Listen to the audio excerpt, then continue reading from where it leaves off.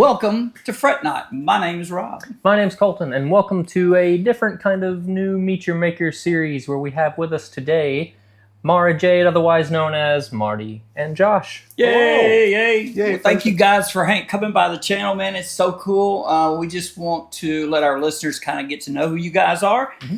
We want to talk guitars because that's what we do.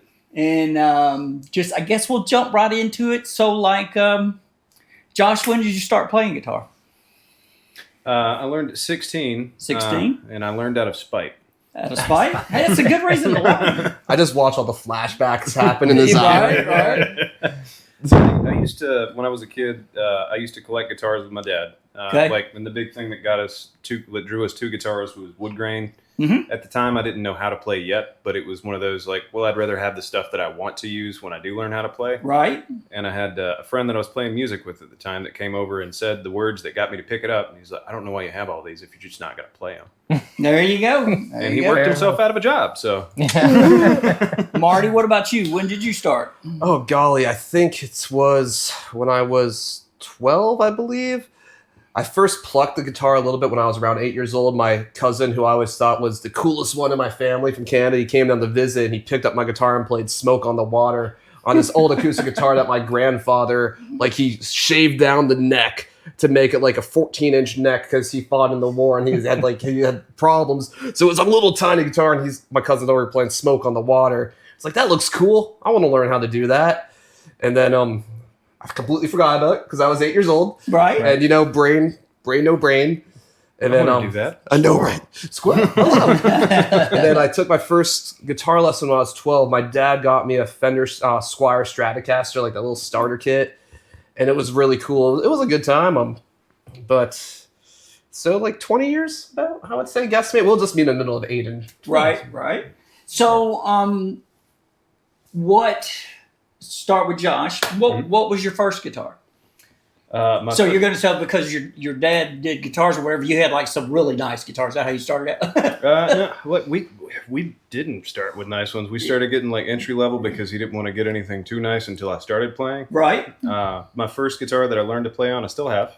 Cool. It was an Eastman acoustic. There you go. Nice. I remember Eastman. Mm-hmm. They still make some decent stuff for entry level stuff, but I don't know. I've never seen an entry-level guitar actually age and get better sound with age. Right. But maybe this line of Eastman did, or maybe it's just nostalgic. Well, that Eastman sounds really good. We tracked a few of our songs using that because it had this really interesting sound that was different. So it was definitely a dead sounding guitar. We did not even change the strings. So it was 4 little strings, but I loved the tone it was producing. It had this almost 2008 kind of feel of really intimate in your face. So that guitar is actually still used on some of our tracks currently. That's amazing. That's cool. Yeah. You find something you like, it's hard to put it down. It is. That's true. So Marty, what was your first one? That was the Fender Squier Stratocaster. Was it? That was the first one. It actually went full circle because whenever I started touring and all that jazz, me and my father like to build not guitars, but we built a guitar cabinet together. We built our own custom cab. We did a whole bunch of fun stuff. But that Stratocaster, we actually took it, sanded it down, redid all the wiring in it. We installed a kill switch, and we turned that Fender Stratocaster into. It has studs on it. It's black and gold. The Frankenstrat. It's like the Frankenstrat. Right? Frankenstrat was in 2009 and very emo. So check it out. So I've been listening to your guys' videos. Make sure you guys, I'm going to have links all over this thing, man. Make sure you go out and check these guys out. The one thing that really got my attention on these guys, is their versatility, but they're not really stuck in a genre. And that's amazing in today's world because, you get into the producers and the big business and you're going to be stuck doing what they think needs to do to sell. So they do a lot of stuff. It's great until you go to explain to somebody when they ask, what kind of music do you make? I guess that's true. That's true. So toolbox I've been listening to a lot of your videos on YouTube. Make sure you go check those out. And obviously, I'm the Plain Streams and Automobiles. I love that anthem-y, that's amazing to me. And Hourglass is really good. Mm-hmm. I love the reimagined Hourglass and Ghostface. I mean, you have to like Ghostface. There's just no way around that. And I've been trying the last couple of days to go back and listen to some of the earlier stuff, some of the stuff that's not as, was right on the very front of the page. And I really like all that stuff too. But when did you start? This is not about singing, but I got to ask you, when did you start singing? When did you figure out that you could freaking sing? Because your range is dumb. 7 octaves. Yes, you have a very, very good range, brother. I just kind of did it one day. Did you? Yeah. That's cool. This is my life now. Right? I'm very envious of I'm that. starting doing this now. I was like, I'm really good if I can hit 3 octaves. Right. It's a lot of times, like growing up, like I always like mimic voices, because in the time frame I grew up, like 2000s, like being in middle school and everything, the thing was like memes weren't really a thing. Right. Hey, can you quote movies to your friends? So I'd always try to mimic the actors' voices, and then that just kind of carried over to trying to mimic what someone else was doing in a song, and it inadvertently taught myself how to sing. You have a great Kermit the Frog imitation.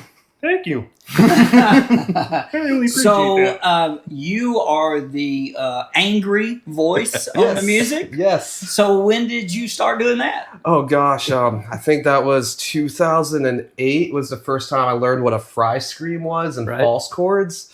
And I was like, this sounds really cool. Actually, I'll never forget, it was Chelsea Grin, Recreant. That was the first song I heard. I'm like, this dude sounds like he's a seagull drowning, and it's amazing. Right. And I loved it. So I was like, can I start to do any of that? And I watched a whole bunch of videos. I'm like, okay, I think I can do that. And I just started doing it. It just felt natural, and it didn't hurt. Everyone, the preconception of screaming hurts. Right. If you do it the right way, it won't hurt. I actually did an entire channel based on how to do it, because everyone with social media currently, they have the wrong idea of how to do it. So I don't want any kids at home trying to learn how to scream, and then they blow out their throat, and then their vocal cords are torn. So I did an entire series on it. I'm like, you don't have to be as loud as you think you are. A lot of like the screams are no louder than a whisper. Right. Some of them are like quite loud and projected. Hence the reason for a microphone. Exactly. Almost like they when they were exist for a reason, right? Just don't cup the microphone. That destroys. All right, so this is what we're gonna do, guys. We're not done, but I want you to know this is our first little sit down with these guys. We're going to put together a show coming up real soon, and we're going to let these two guys pick out a 7-string on the entry-level side, since that's kind of the style music they play. Most of the stuff they play, if it isn't acoustic, it's probably going to be off 7s. And then we're going to come back and we're going to do a show with them, and we're going to do our normal show, but we're going to let them introduce the guitar, tell you why they picked that one, what they think about it, if it was worth what we paid for it, blah, blah, blah, blah, all the normal stuff. And then we're going to give you guys a chance to win that. Also, the guys were nice enough to bring us some EPs tonight, and as many as we have, unless you call them personally, as many as we have on the next guitars that go out when you open your box. Don't throw your box away, because there'll be a free EP in there for you too. Isn't that pretty cool? That's pretty awesome, man. All right, now one more question. Try to keep these as short as possible, and we do want you guys back. You're welcome anytime, as much as you want. Without doing an encyclopedia, because I can tell you it already is an encyclopedia. What are your influences on your singing, dude? Where do you come up with all the different eclectic versions of yourself that you put out on the records? One of my biggest influences, because of his range, like for vocals, is Dave Grohl. Of course. Because as many different...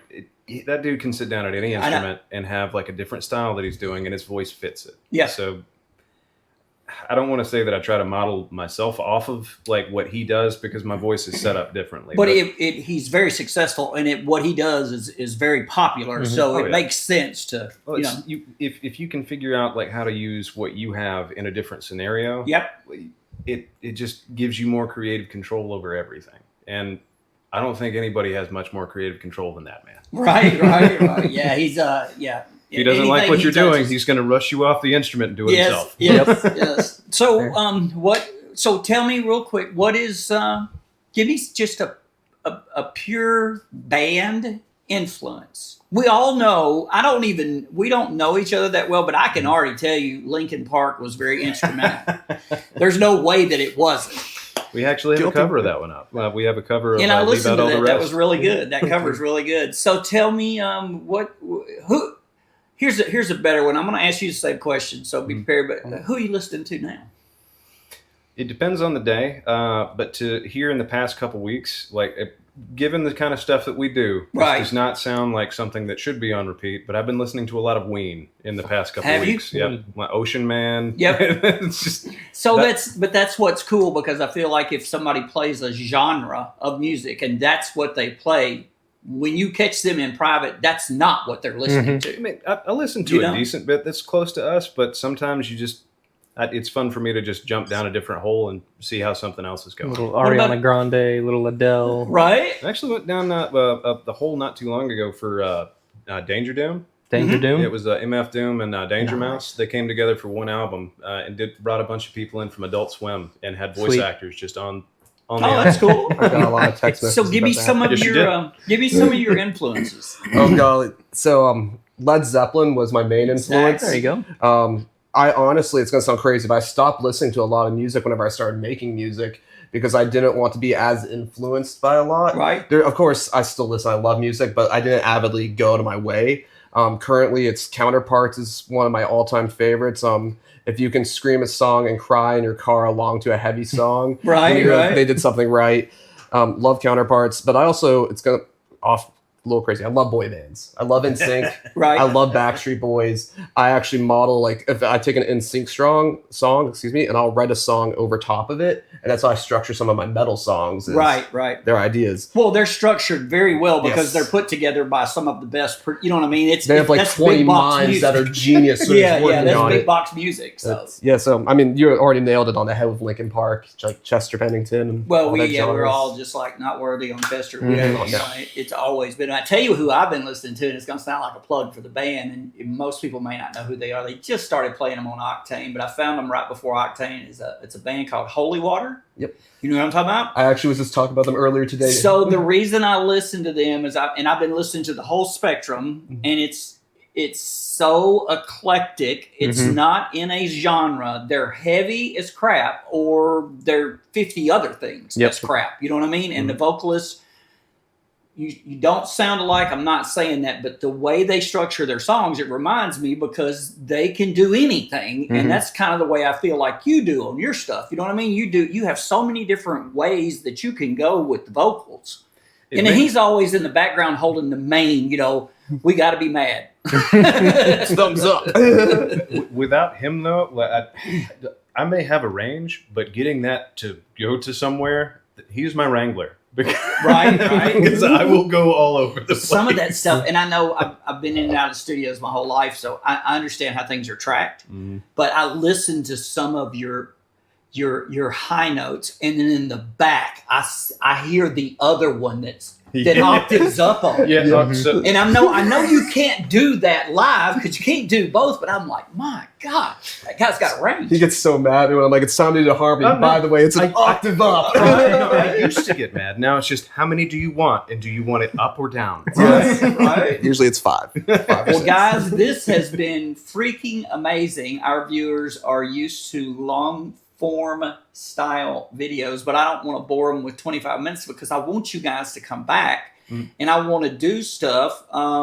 If we get the 7-string, and we didn't talk about this ahead of time, but if we get the 7-string and we do it, you want to play the live, you want to do the deal on it, okay? That'd be cool. So, and Absolutely. that's great because we're nobody. We just review guitars, and in an effort for people to hear the guitar, we play them. You know what I mean? We're nobody, but it's really super cool that you guys stopped by. Yeah. And we want you to come back. You get with us and get us a time set up, and we will stop everything and sit down and give you a chance to just be yourselves on here and maybe get these guys a free guitar.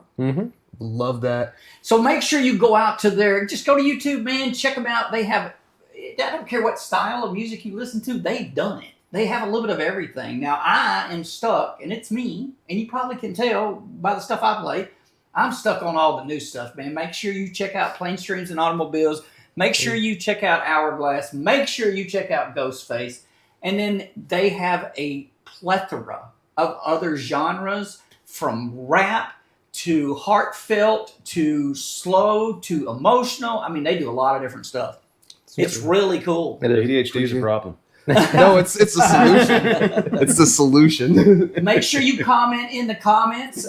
We gotta figure out another entry-level 7-string guitar. If you've got one and you've been playing it and you think it's pretty good for the money, make sure you comment in the comments and tell us. Make sure you go out and get on our memberships. Hit that super thanks button, man. Our Fret Not gear is live. Go get you a shirt. Buy one for the dog. Get your grandma one. Yep. We got new gray ones. We got gray shirts. Your grandmother will love the gray one. I guarantee it. Right. Well, guys, we're extremely humbled you guys came by tonight. This has been amazing. I hope it's the start of many. And maybe you can come in and, after we do the other stuff, maybe you can come in and just do guest appearances and play for us, and do stuff. We'd love that. Because I know they get sick and tired after a year hearing me and Colt play. I know they need to do something like that. I would love that. That would be awesome, man. Yeah, you're really welcome cool. Anytime. Well, listen, guys, we're humbled by you. Once again, man, make sure you hang out on the channel. We're always working on something cool for you guys. And until next time. Stay tuned.